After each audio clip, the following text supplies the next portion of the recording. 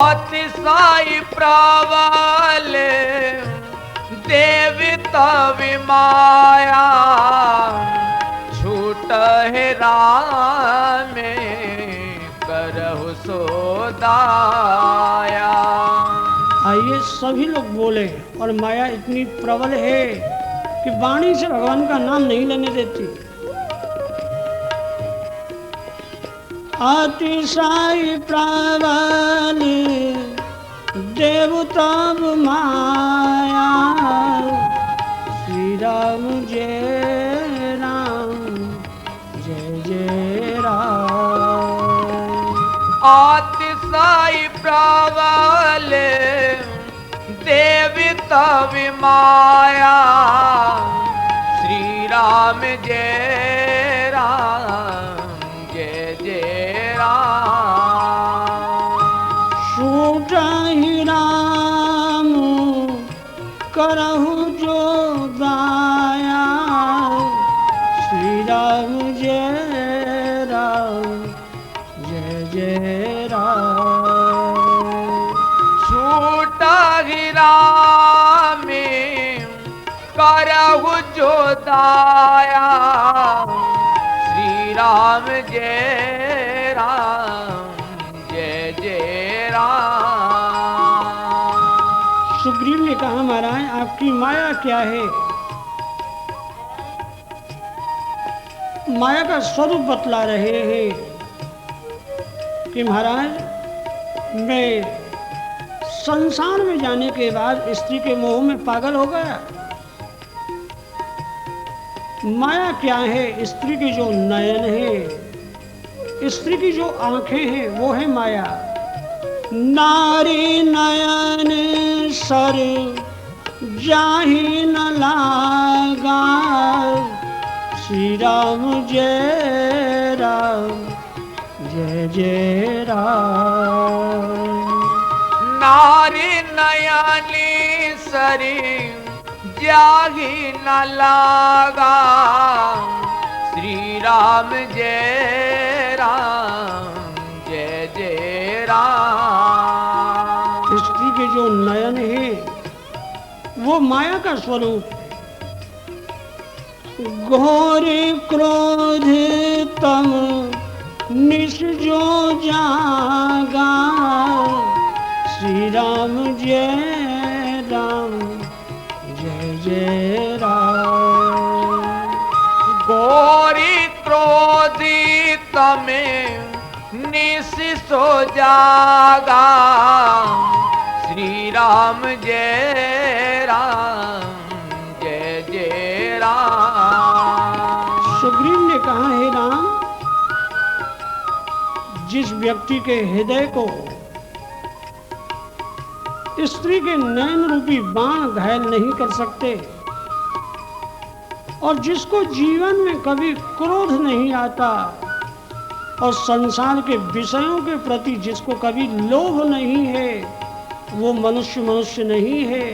वो तो मनुष्य की आकृति में कोई राम का स्वरूप होता है। लोभ पास जेहि गर न बधाया सुनर तुम समान रघुराया।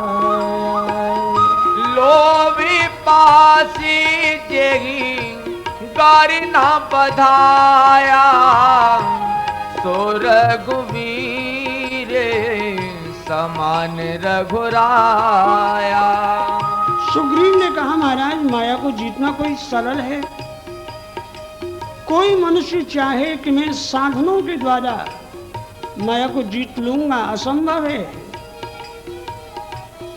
माया को वही दूर कर सकता है जिसके ऊपर राम की कृपा हो जाती है। यह गुण साधन ते नहीं होई तुम्हारी कृपा ताब को कोई। यह गुण साधन ते नहीं होई तुम्हारी कृपा पावे कोई कोई। श्री राम बोल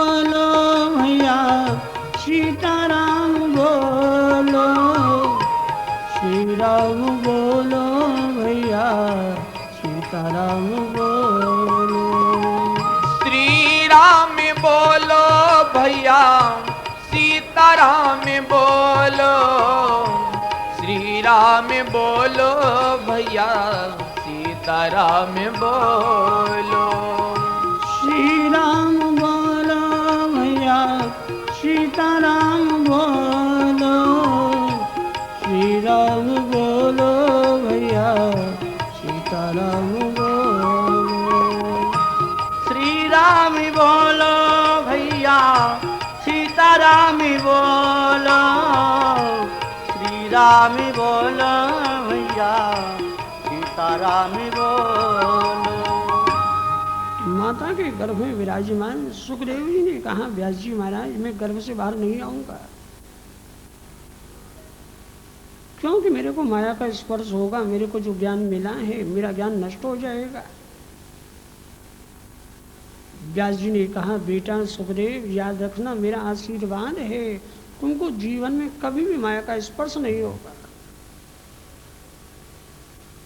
सुखदेव जी ने कहा, जिसका मन माया में फंसा हुआ है उसका आशीर्वाद मेरे काम में आने वाला ही नहीं। व्यास जी महाराज आप ज्ञानी अवश्य हो, परंतु आपका मन माया में फंसा हुआ है। व्यास जी ने कहा, मेरा मन माया में क्यों फंसा हुआ है? सुखदेव जी ने कहा, महाराज अभी तो मैं माता के गर्भ से बाहर नहीं आया और आप बार बार मेरे को बेटा बेटा बेटा कहकर के पुकार रहे हो। आपका मन पुत्र में आसक्त है, जिसका मन पुत्र में आसक्त है, संसार में आसक्त है, उसका आशीर्वाद मेरे काम में आने वाला ही नहीं। शिव जी ने कहा, सुखदेव मेरा आशीर्वाद है, तुम गर्भ से बाहर आओ।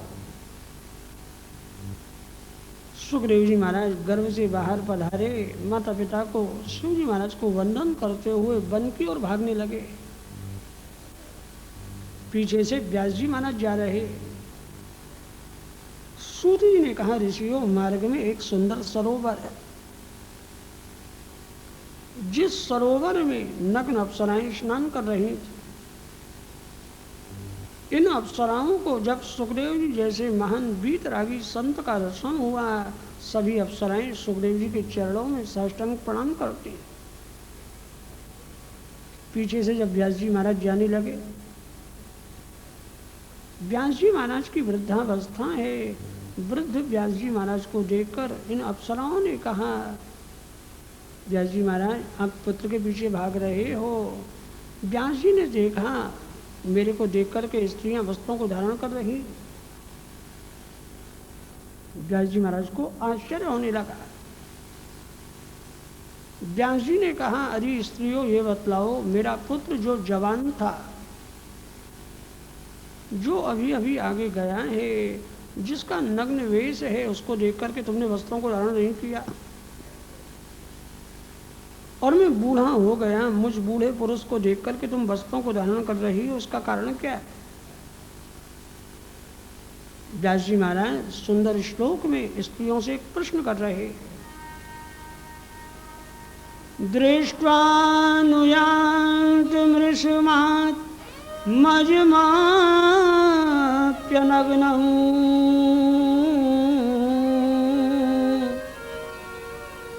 देव्यो धिया परिदधुर्न सुतस्य चित्रम्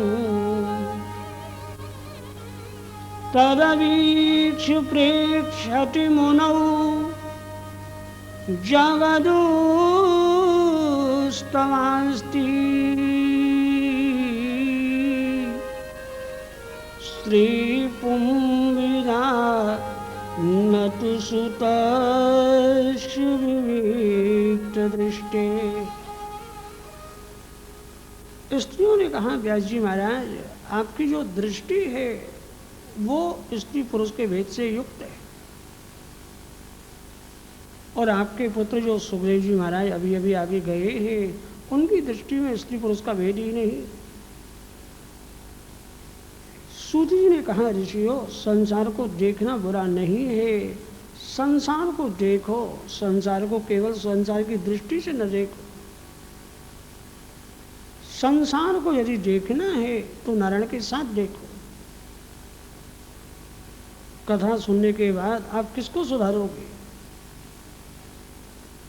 कथा सुनने के बाद संसार को सुधारना नहीं है, यदि सुधारना है तो अपनी दृष्टि को सुधारो। हमारी दृष्टि में अनेक विकार है। जिसकी दृष्टि विकार युक्त है वो जहां जाती है दूसरों का दोष ही तो देखती है। दृष्टि को ऐसी गुणमयी बनाओ, ऐसी सद्गुणमयी बनाओ कि जहां जावे वहां सभी का गुण दिखाई देवे, किसी का दोष देखना ही नहीं। सूत जी महाराज वर्णन करते हैं, संत लोग संसार को देखते नहीं। कदाच कभी साधु संतों को संसार देखने की इच्छा होती है तो साधु संत सबसे पहले आंखों को बंद करते हैं।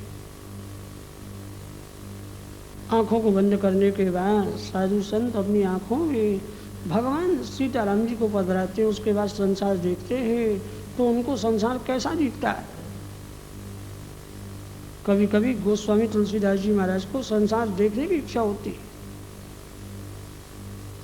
गोस्वामी जी महाराज जब संसार देखते हैं तो उस समय गोस्वामी जी महाराज देखने से पहले आंखों को बंद करते हैं, अपनी दोनों आंखों में सीताराम जी को ले आते हैं। गोस्वामी जी महाराज सुंदर दोहे में क्या कह रहे हैं? जड़ चेतन जग जीव जात सकल राम मैं जान। जड़ चेतन जग जीव जाति सकल राम मैं जान। जड़ चेतन जग जीव जात सकल राम मैं जान। जड़ चेतन जग जीव जाति सकल राम मैं जान। बंदों सबके पद कमल सदा जोरी जुगपान। श्री राम सीताराम मेरे राम। श्री राम सीताराम मेरे राम। ये राम नाम की जो धुन है इसको बार बार बोलो, और बार बार यदि इसको बोलते रहोगे और जिस समय काल पकड़ने के लिए आवे उसको कहना चला जाए यहाँ से, मैं तो राम का हूँ, राम मेरे हैं। श्री राम सीताराम मेरे राम। श्री राम सीताराम मेरे राम। राजा राम सीताराम मेरे राम। राजा राम सीताराम मेरे राम। श्री राम मैं सब जग जानी, श्री राम जय जय राम। श्री राम में सभी जग जानी, श्री राम जय जय राम। करऊं प्रणाम जोर जुग पानी, श्री राम जय राम। श्री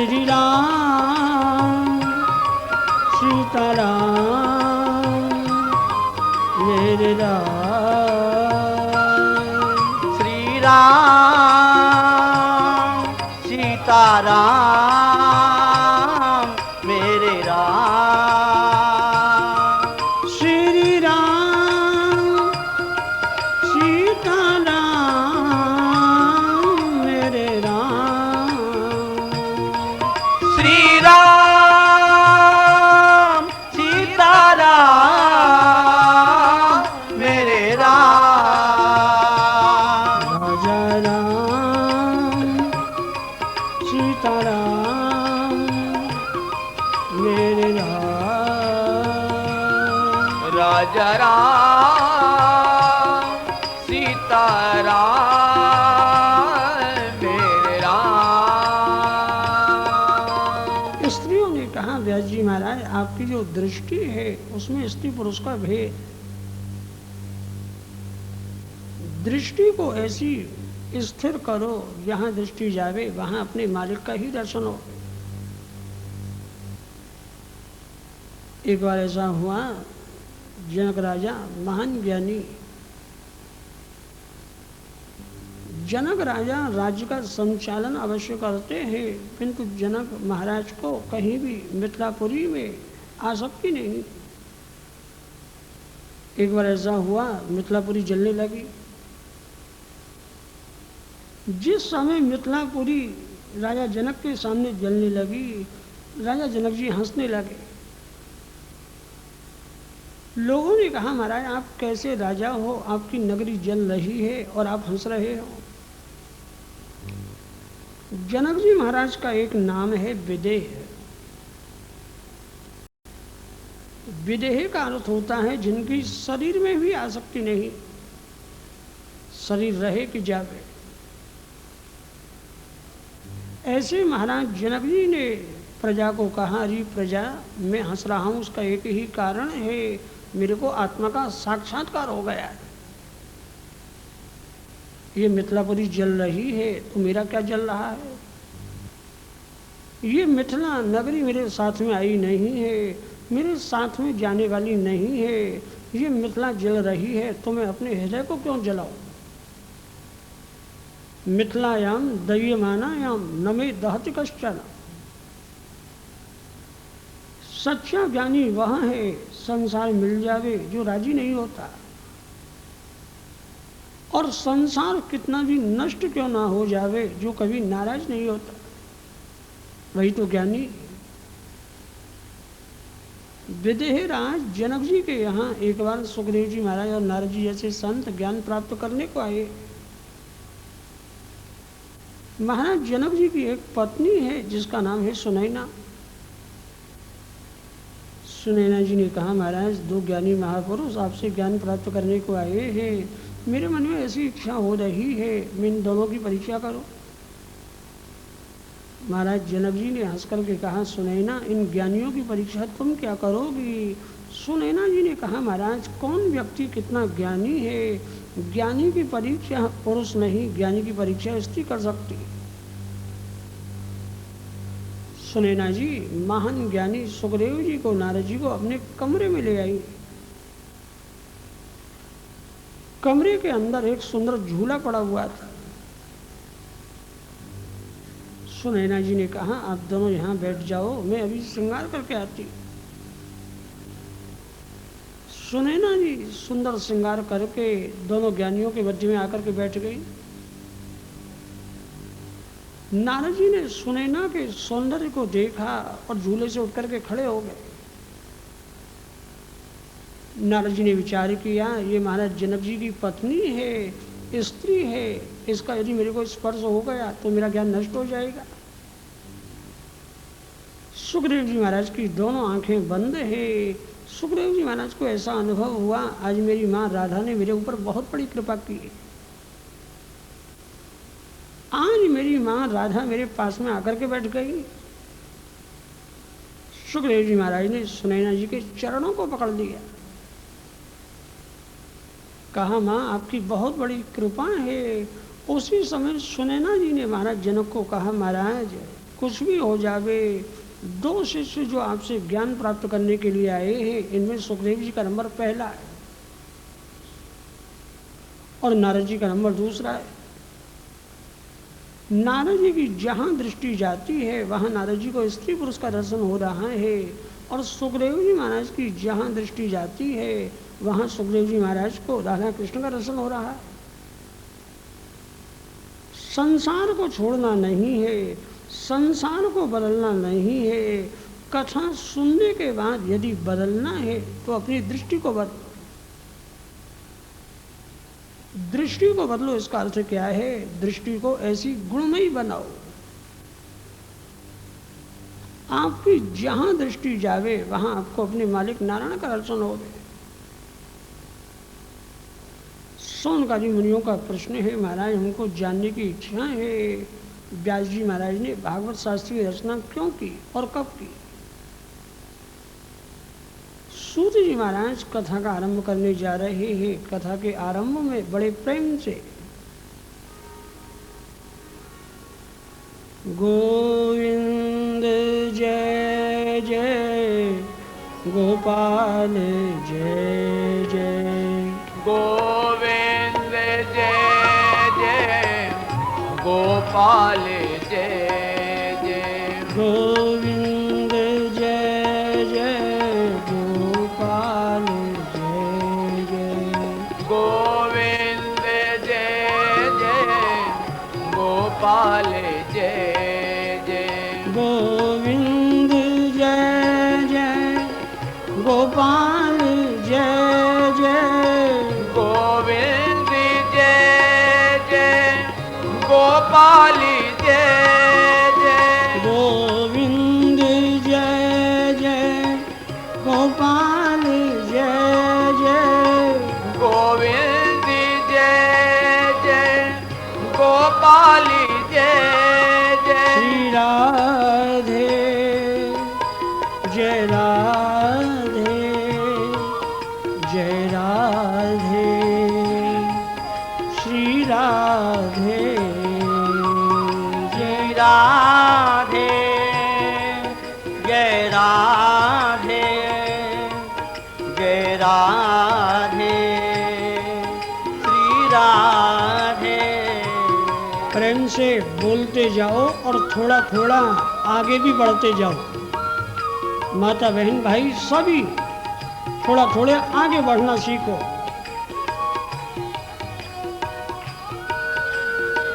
इतने आगे मत आ जाना कि कहीं ऊपर आके बैठ जाओ। प्रेम से बोलो श्री राधे जय राधे जय राधे श्री राधे, श्री राधे जय राधे जय राधे श्री राधे, गोविंद जय जय गोपाल जय जय, गोविंद जय जय गोपाल जय जय, गोविंद जय जय गोपाल जय जय, गोविंद जय जय गोपाल जय जय, गोविंद जय जय गोपाल जय जय, गोविंद जय जय गोपाल जय जय, गोविंद जय जय गोपाल जय जय, गोविंद जय जय गोपाल जय श्री जय, राधे जय राधे जय राधे जय राधे, श्री राधे जय राधे जय राधे जय राधे। भगवान का नाम लेने से कितने लाभ। एक हिंदी का कवि क्या कहता है, करना है तो जल्द कर, का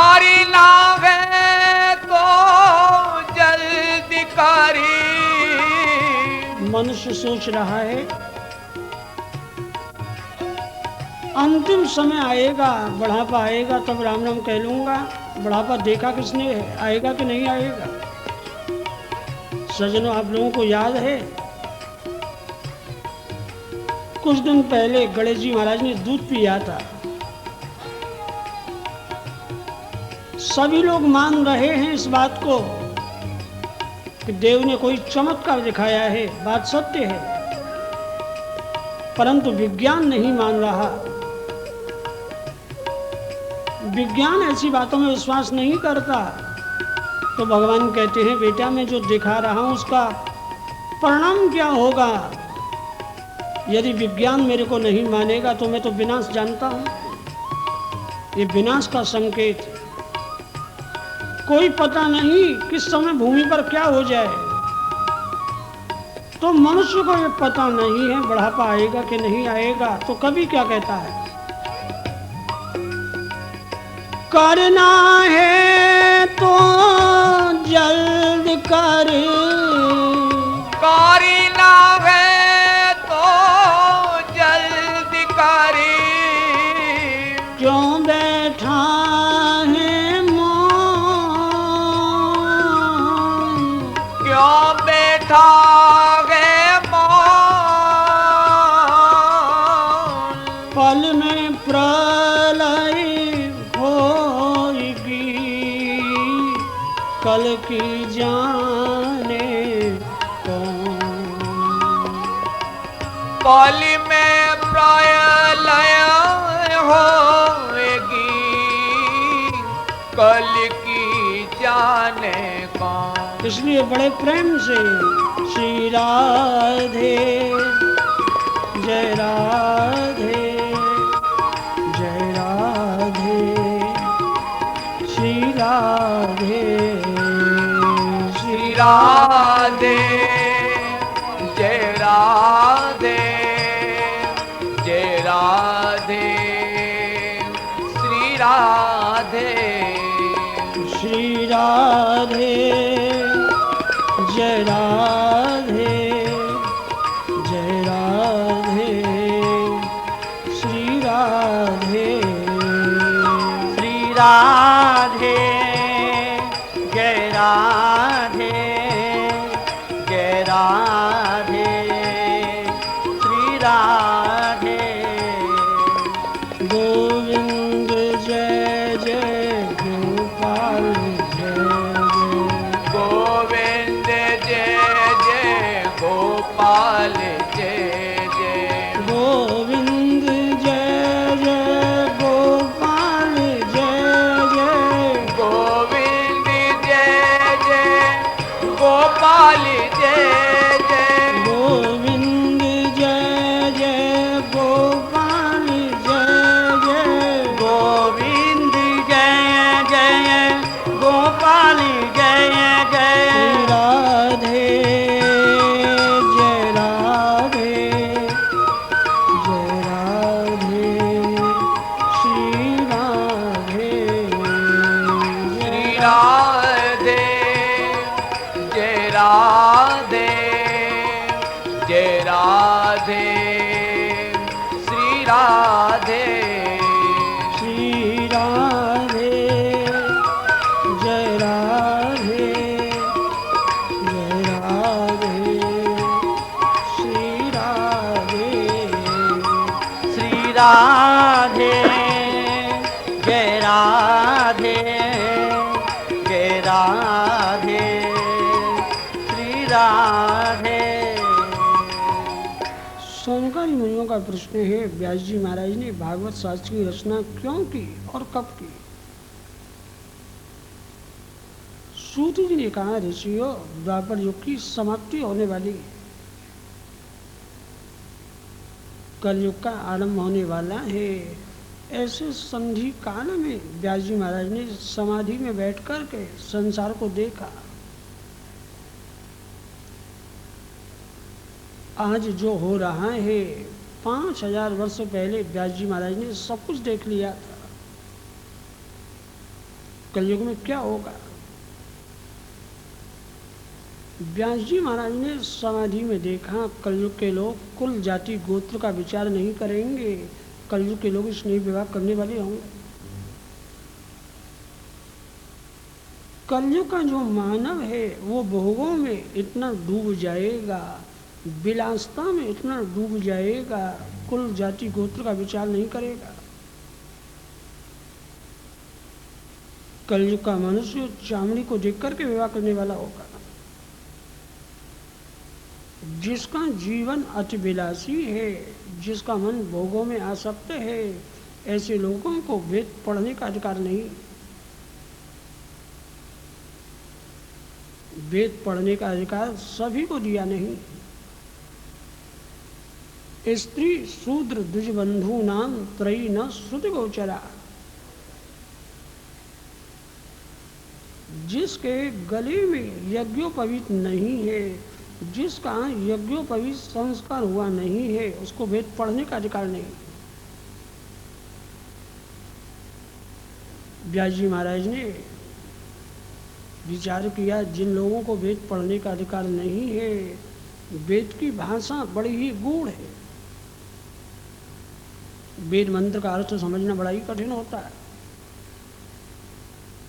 जो लोग वेद के अर्थ को समझ नहीं सकते, व्यास जी महाराज ने वेद के गूढ़ अर्थ को सरल भाषा में महाभारत में भर दिया। जिन लोगों को वेद पढ़ने का अधिकार नहीं है वो महाभारत पढ़ सकते। महाभारत भी 5वां वेद। विचार करो, आज महाभारत किसके घर में और किसके हृदय में नहीं हो रहा। आज कोई भी ऐसा घर नहीं है, कोई भी ऐसा हृदय नहीं है जिसमें महाभारत नहीं हो रहा। आप कहोगे महाराज मेरे घर में कोई दुर्योधन नहीं, मेरे घर में कोई दुशासन नहीं है, हमारे यहाँ तो महाभारत नहीं होता। विचार करो, महाभारत कहते किसको है? कौरव और पांडवों का जो युद्ध है उसको महाभारत नहीं कहते। धर्म और अधर्म का जो युद्ध है उसको कहते हैं महाभारत। पांडव हैं धर्म और कौरव हैं अधर्म। अधर्म और धर्म का जो युद्ध है उसी को तो महाभारत कहते हैं।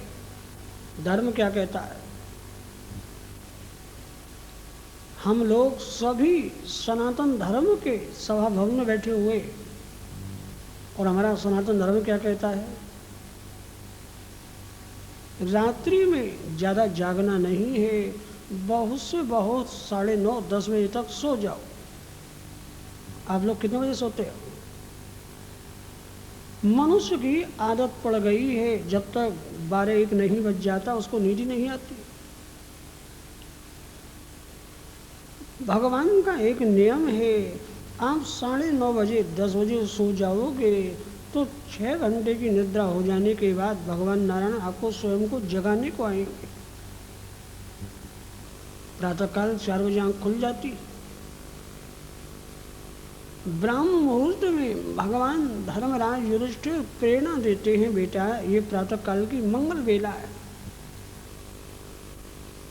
संसार जिस समय सो रहा है उस समय जो करना है भगवान के लिए साधन कर लो। संसार के किसी व्यक्ति का मुख देखने के बाद मन चंचल हो जाता है, फिर कितना भी प्रयत्न करना भगवान में नहीं लगता। 4 बजे आँख खुल जाती है, उसी समय धर्मराज युधिष्ठिर आकर के कहते हैं स्नान करो, और स्नान करने के बाद पवित्र आसन पर बैठो। धर्मराज युधिष्ठिर कहते हैं स्नान करो, पवित्र आसन पर बैठ कर के भगवान के नाम का जप करो। उसी समय अधर्म रूपी दुर्योधन आकर के कहता है बहुत हो गया, सो जा, अभी ठंडी बहुत पड़ रही। मन दुर्बल है इसलिए दुर्योधन की विजय हो जाती है। कथा हंसने के लिए नहीं, सावधान होने के लिए है। आज मनुष्य इतना रोगी क्यों हो रहा है? जितना रोगी मनुष्य हो रहा है इतने रोगी पशु पक्षी नहीं। विचार करो, मनुष्य प्रकृति के नियमों को तोड़ रहा है। संसार में आपको कोई भी ऐसा पशु पक्षी नहीं मिलेगा जो सूर्योदय के समय सो रहा हो। किसी भी एक भी पक्षी का, एक पशु का नाम तो बताओ जो सूर्योदय के समय सोता हो। एक मानव ही ऐसा हुआ है जो मानव सूर्योदय हो जाता है, सोता ही रहता है, मन को समझा देता है, तेरे को पूछने वाला कौन? मेरी जब इच्छा होगी तब जागूंगा। भगवान कहते हैं मरने के बाद ऊपर आना तब तेरे को बताऊंगा। हम आप सभी लोग भगवान सूर्य नारायण के ऋणी। सूर्य नारायण भगवान हमारे घर में पधारे और हम लोग सोते रहें, इससे बड़ा दुर्भाग्य क्या होगा। व्यास जी महाराज ने जिन लोगों को वेद पढ़ने का अधिकार नहीं है उन लोगों के ऊपर कृपा करके महाभारत शास्त्र की रचना की। व्यास जी महाराज ने 17 पुराणों की रचना की। सब कुछ करने के बाद जब मन अशांत होने लगा तो व्यास जी महाराज को एक शंका हुई, मेरे से कोई बहुत बड़ी भूल हो गई। मेरी भूल मेरे को दिखाई नहीं देती, कोई संत पधारे, संत मेरी भूल मेरे को समझाएंगे। मैं संतों के चरणों में प्रार्थना करूंगा, आप मेरी भूल बताओ। आपका मन जब अशांत होवे तब आप बाहर नहीं अंदर देखो। व्यास जी का मन जब अशांत होने लगा तो व्यास जी महाराज जगत में बाहर नहीं अंदर देखते। अशांति का कारण जो अंदर खोजता है उसी को संत कहते। अशांति का कारण जो बाहर खोजता है उसी को दुर्जन कहते। आपका मन जब अशांत होवे, आपका मन जब चंचल होवे, आप अपनी दृष्टि को अंतर्मुखी बनाओ। हमारा आपका जो शत्रु है वो बाहर नहीं, हमारे आपके मन में छुपा हुआ है। काम ही शत्रु है, क्रोध ही शत्रु है। मनुष्य अंदर के शत्रुओं को तो मारता नहीं है, बाहर के शत्रु को मारने में लगा हुआ है। बाहर के जगत के एक शत्रु को मारोगे, संसार में अनेक शत्रु खड़े हो जाएंगे। मारना है तो कथा सुनने के बाद अंदर के शत्रु को मारो। अंदर के शत्रु को जो मारता है बाहर उसका कोई शत्रु रहता ही नहीं। व्यास जी महाराज ने विचार किया, मेरे को ऐसा लग रहा है मैंने जीवन में एक ही वेद के अनेक विभाग किए, महाभारत की रचना की, 17 पुराणों की रचना की, फिर भी मेरा मन अशांत है। इसका कारण क्या है? मेरे को ऐसा लगता है मेरे हाथ से कोई बहुत बड़ी भूल हो गई। अपनी भूल अपने को जल्दी दिखती नहीं। मानव का यही स्वभाव है। मानव जहां बैठता है अपना दोष नहीं दूसरे का दोष देखने लगता है। आज व्यास जी महाराज को सत्संग करने की इच्छा हुई। सत्संग करने से सबसे बड़ा लाभ क्या है? स्वदोष का भान होता है। भगवान मेरे ऊपर प्रसन्न है कि भगवान मेरे ऊपर नाराज हैं, ये जानना है तो आप क्या करोगे? अपनी दृष्टि को अंतर्मुखी बनाओ। यदि अपने को अपना दोष दिखाई देने लगे तो समझना मेरे ऊपर भगवान की कृपा होने लगी। भगवान की जब बहुत बड़ी कृपा होती है तो मनुष्य को दूसरे का दोष नहीं अपनी भूल दिखाई देने लगती। स्वदोष का दर्शन होना ही भगवान की सबसे बड़ी कृपा है। व्यास जी महाराज को सत्संग करने की इच्छा हुई। उसी समय भगवान की प्रेरणा से नारद जी महाराज पधारे। नारायण नारायण नारायण नारायण, आँख में नारायण, मुख में नारायण, हृदय में नारायण, कानों में नारायण की कथा है। नारद जी महाराज व्यास आश्रम में पधारे व्यास जी महाराज नारद जी के चरणों में वंदन करते। नारद जी ने कहा, व्यास कुशल से तो रहते हो। उसी समय व्यास जी ने कहा, महाराज आपकी कृपा से सब कुछ आनंद है, परंतु आज मेरा मन अशांत हो रहा है, मेरे से कोई भूल हो गई है, क्या आप मेरे को मेरी भूल नहीं बताओ? संत हृदय कितना सरल होता है। साधारण मानव ऐसा समझता है मैं निर्दोष, परंतु महान ज्ञानी व्यास जी महाराज का हृदय कितना सरल है। आज गुरुदेव के सामने, नारद जी के सामने कह रहे हैं, महाराज मेरे से कोई बहुत बड़ी भूल हो गई, आप मेरी भूल बताओ। सुंदर श्लोक में व्यास जी क्या कह रहे?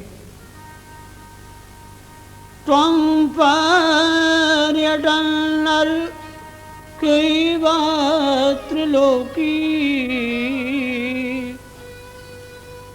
अंतःशरो युरिवात्म साक्षी परावरे ब्रह्मणि धर्मतो व्रतैः स्नातश्च मे न्यूनमलं विचक्ष परे च ब्रह्मणि अपरे च ब्रह्मणि स्नातस्य में न्यूनम विचक्ष।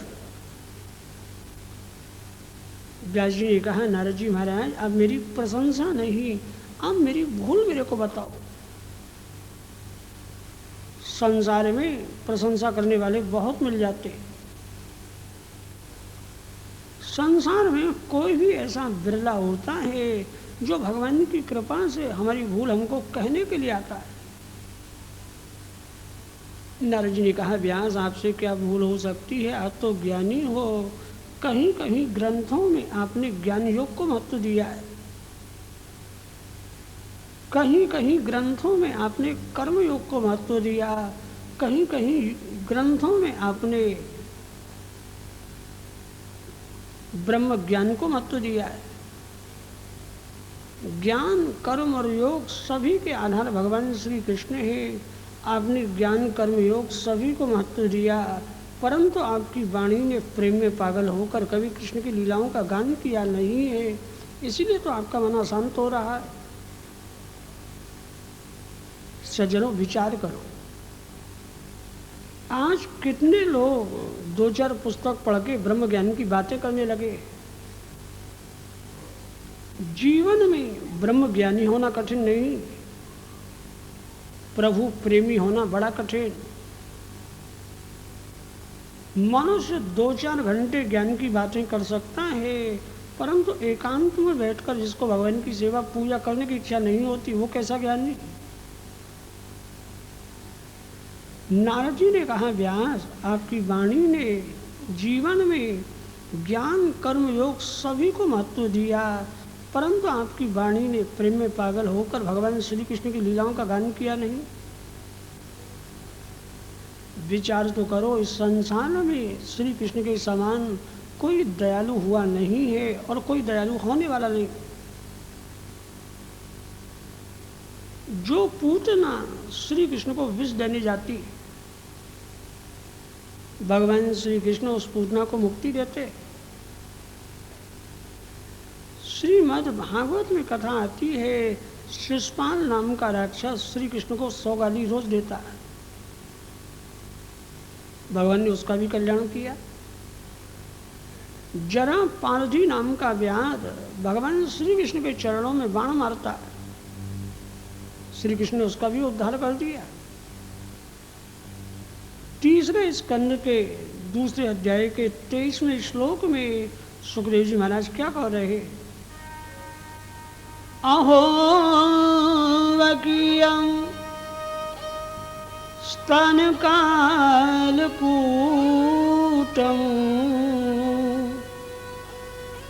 जिघांसया पाययदपि साध्वी लेभे गतिं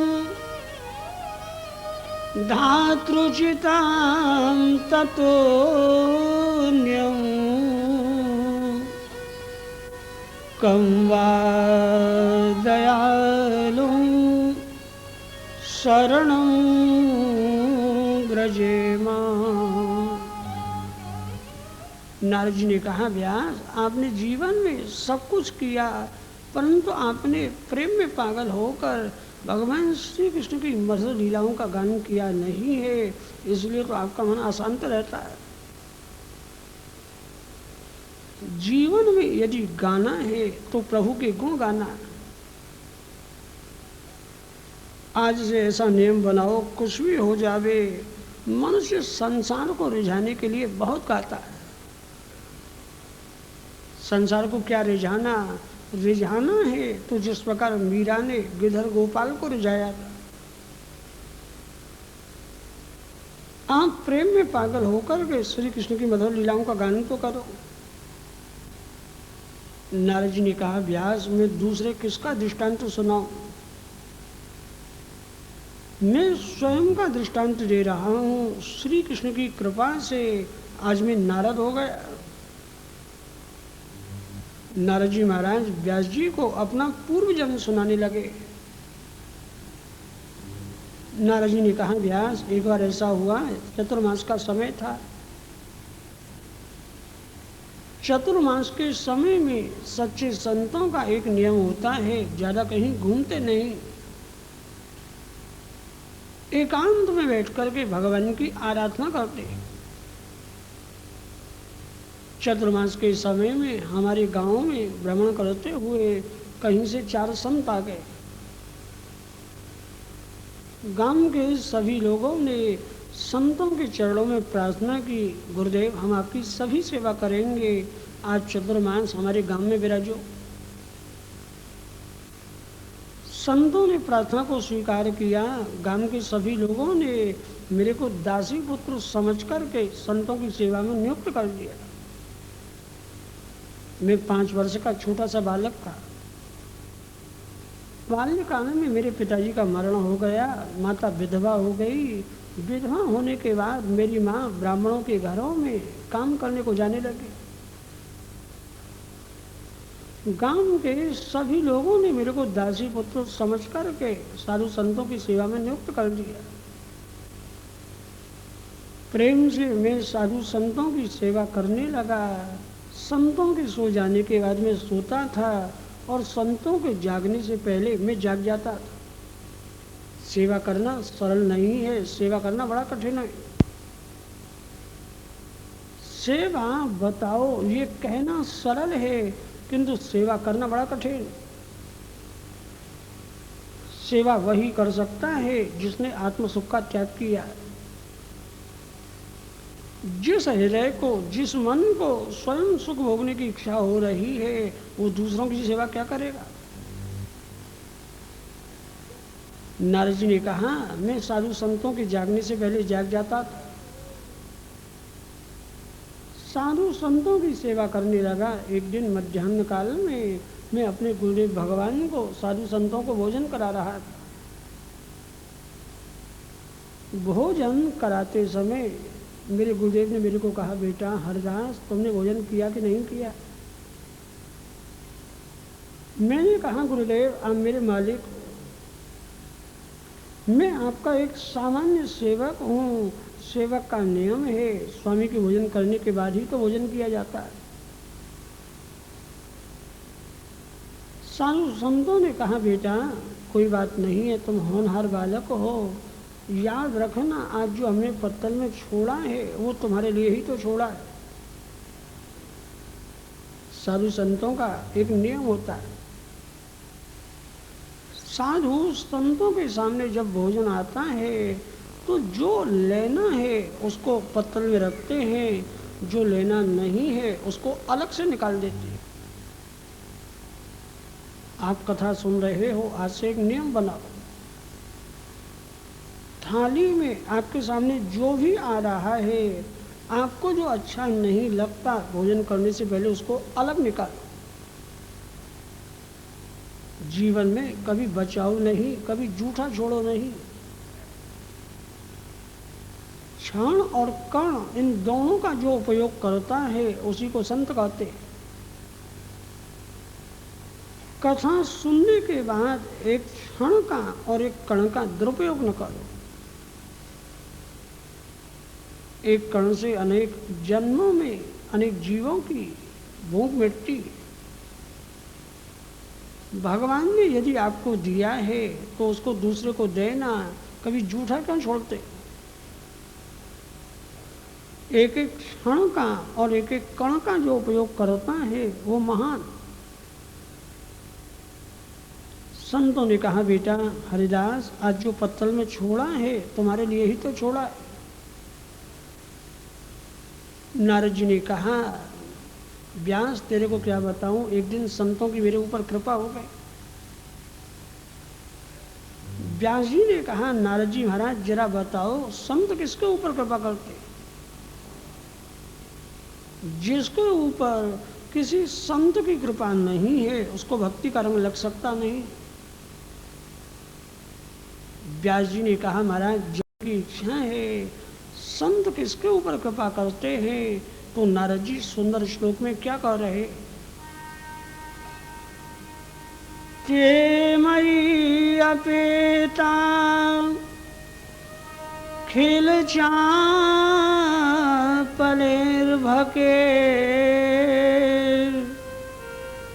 दान्ते धित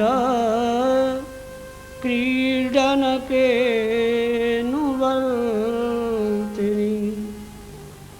चक्रुः कृपा यद्यपि तुल्यदर्शना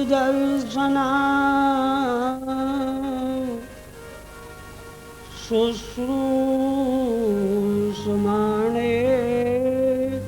मुनयोपभाषिणी।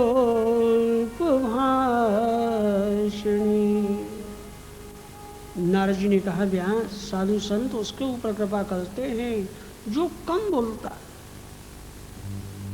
मुनयः अल्पभाषणी, आप संत को मिलने के लिए जाओ किंतु उसके सामने कम से कम बोलो। जो ज्यादा बोलता है वो संतों को अच्छा नहीं लगता। मुनयः अल्पभाषणी, व्यक्ति का स्वभाव ऐसा बन गया है, मनुष्य व्यर्थ का बहुत बोलने लगा है। आज से ऐसा नियम बनाओ, कुछ भी हो जावे मेरे को कम से कम बोलना है और ज्यादा से ज्यादा भगवान के नाम का जप करना है। मध्याह्न में 11 बजे कथा पूर्ण हुई और इस समय घड़ी में 5 बजने जा रहे हैं। कितना समय निकल गया हमारे आपके जीवन से? 6 घंटे का समय निकल गया। और जो समय निकल गया क्या वो लौट करके मिलने वाला है? वेदों ने वर्णन किया है भगवान नारायण अति उदार। मनुष्य भगवान से जो मांग रहा है, मांगता है, भगवान सब कुछ देते हैं। परंतु भगवान से कोई कहे आप मेरे को समय दे दो, भगवान समय किसी को नहीं देते। हमारे आपके जीवन से जो 6 घंटे का समय निकल गया, अब आपका मन ही जानता होगा इन 6 घंटे में आपने 6000 बार भगवान के नाम का जप किया। मनुष्य सुनता बहुत है, पढ़ता बहुत है, किंतु आचरण कितने लोग करते हैं? नीति में संत लोग क्या कह रहे हैं? आयुर् न शति पश्यतां प्रतिदिनं याति क्षयं यौवनं प्रत्यायान्ति गता पुनर्न दिवसा कालो जगद्वक्षकः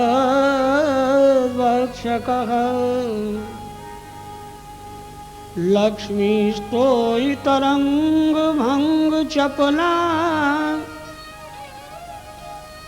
विद्युच्चलं जीवनं तस्मान् मां शरणागतं शरणद। त्वं रक्ष रक्षाधुना।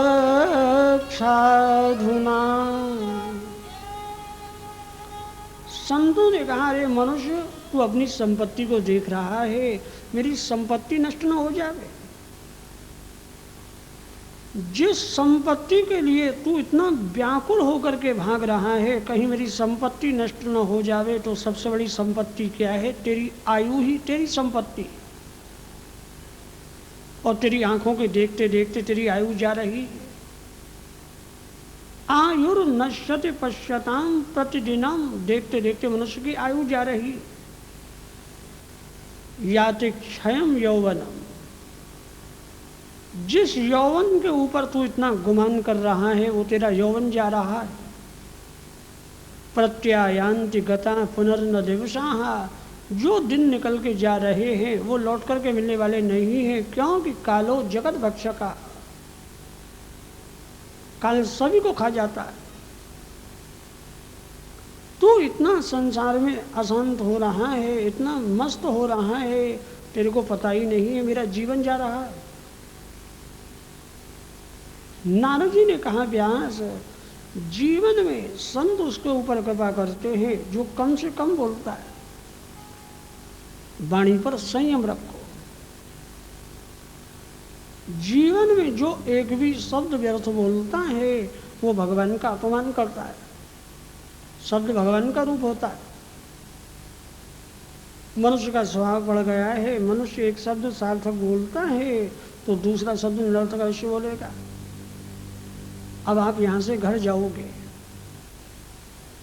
5:30 बजे कितने लोग घर में जाने के बाद कहते हैं 3 घंटे बैठ करके आया हूँ, थोड़ी सुस्ती आ रही है, जल्दी से चाय वाय बनाओ। चाय बनाओ इसका अर्थ है, लेकिन वाय बनाओ इसका क्या अर्थ है?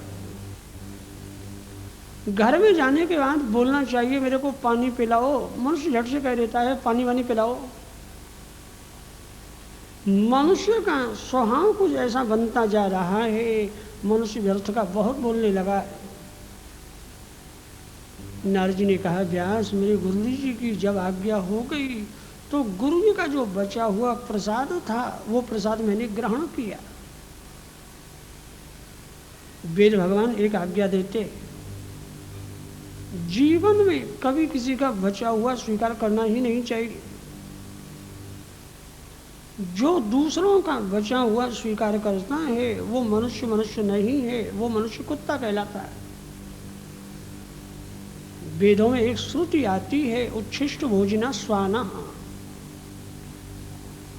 जो दूसरों का बचा हुआ स्वीकार करता है वो मनुष्य मनुष्य नहीं, वो अधम कहलाता है। परंतु वेद भगवान एक आज्ञा देते हैं, दो प्राणियों का बचा हुआ भोजन स्वीकार कर सकते हैं। पति का बचा हुआ स्त्री स्वीकार कर सकती है, और गुरुदेव भगवान का बचा हुआ शिष्य स्वीकार कर सकता है। किस परिस्थिति में? जब गुरुदेव की और पति की आज्ञा हो गई।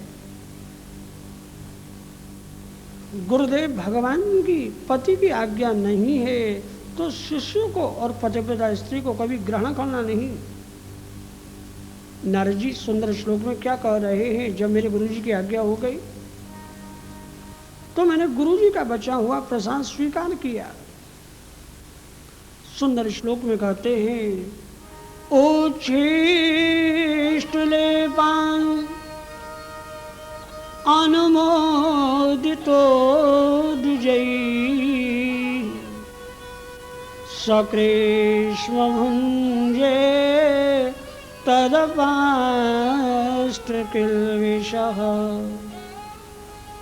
एवं प्रवृत्ता शुविशुद्धचेतसा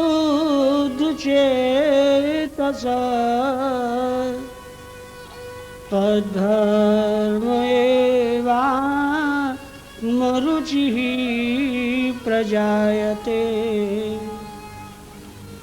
नारद जी ने कहा, व्यास, जब मेरे गुरुदेव भगवान की आज्ञा हो गई तो गुरुदेव भगवान की आज्ञा से मैंने